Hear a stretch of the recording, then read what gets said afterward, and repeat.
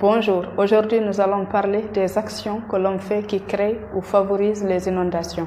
À tout de suite.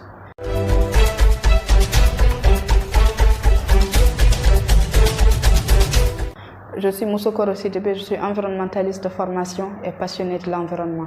Et vous êtes sur votre chaîne MS Environnement et Développement. Aujourd'hui nous allons parler des actions que fait l'homme qui favorise ou augmente les inondations.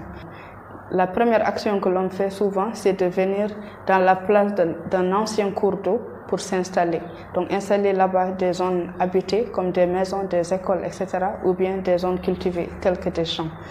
Donc, pourquoi? Parce que dans certains pays, il y a des périodes de sécheresse qui sont très longues. Donc, pendant ces périodes de sécheresse-là, il y a moins de pluie. Donc, l'eau ne va pas vraiment remplir cette zone-là ou bien cet ancien cours d'eau. Donc, finalement, lorsqu'il y a le retour des pluies, lorsqu'il y a de bonnes pluies qui reviennent, et finalement cette cour d'eau là elle est remplie. Alors que cette cour d'eau, une fois qu'elle va se remplir, ça va trouver là-bas déjà des maisons construites, ça va trouver là-bas des champs déjà installés. Donc voilà, ça c'est la première action. Deuxième action, il s'agit aussi de l'installation aussi des zones habitées telles que des maisons, des écoles et autres, ou bien aussi des champs au niveau de la zone de passage de l'eau. Parce que comme on le sait, il y a souvent, par exemple dans certaines zones, des zones où l'eau doit passer pour rejoindre sa place, ou par exemple pour rejoindre un cours d'eau ou bien pour rejoindre le fleuve. D'accord? Donc dans ces zones-là aussi, il arrive qu'il y a des périodes de sécheresse qui sont un peu longues et finalement il y a des baisses de pluviométrie et il n'y a pas assez d'eau qui va pouvoir passer par cette zone-là.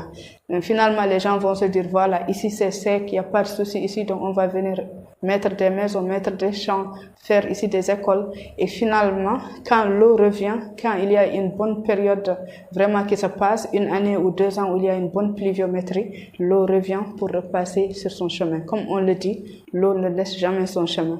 Et finalement, c'est là que l'inondation se passe. Donc ça, c'est la deuxième action. Troisième action, cette troisième action, elle concerne beaucoup plus les pays développés ou bien les grandes villes. Même si c'est pas des pays développés, les grandes villes quand même ont c'est-à-dire cette imperméabilité des sols qui est au niveau de leur ville.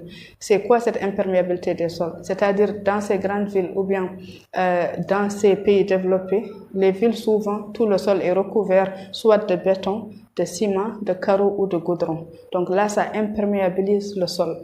Alors que le sol ne pourra pas alors faire son rôle de pouvoir absorber ou infiltrer l'eau des inondations ou l'eau des pluies. Donc ça aussi, ça crée des inondations. Voilà, dans la vidéo prochaine, je vais essayer de donner aussi d'autres actions par rapport à ce que l'homme fait. Quelles sont les actions de l'homme qui augmentent ou créent des inondations. Alors si vous qui regardez cette vidéo, en attendant cette prochaine vidéo, si vous connaissez d'autres actions que l'homme fait qui augmentent les inondations, vous pouvez les mettre en commentaire pour que nous tous on puisse les connaître afin de les éviter. Donc là, on est arrivé à la fin de cette vidéo. Je vous remercie de l'avoir suivi. Abonnez-vous à la chaîne pour plus de vidéos et pour aider à l'évolution de la chaîne. Je vous remercie et je vous dis à très bientôt.